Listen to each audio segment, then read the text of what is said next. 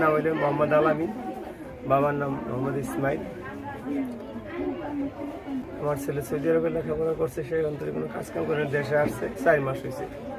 ঢাকাতে কি করতো? ঢাকাতে আমার দোকান ছিল, দোকানে বসতো আর কি।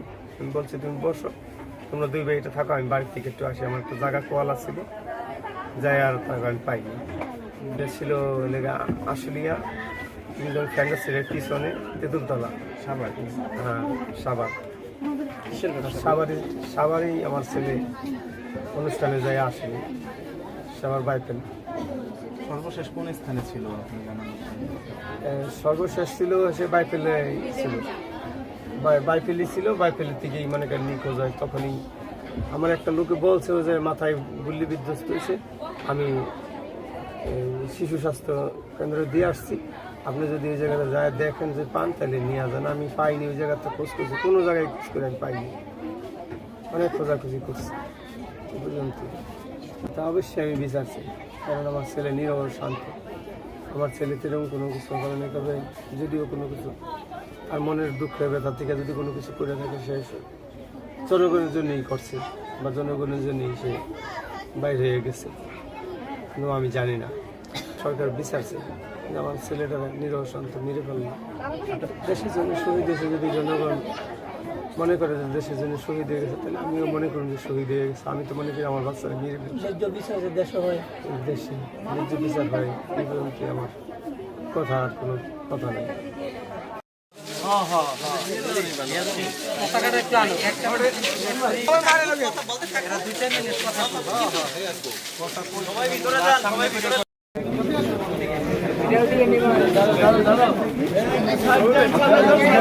এই ছাত্র আমরা যারা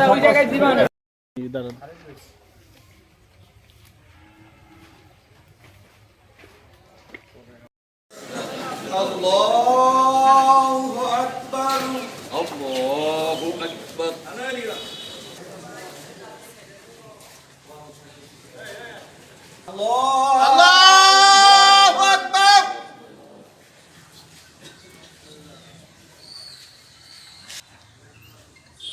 আল্লাহু আকবার।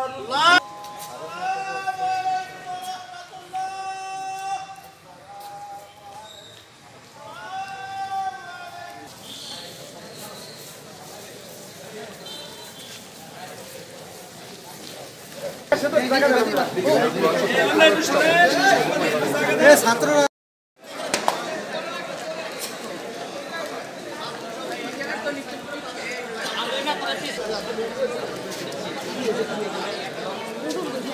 Iya,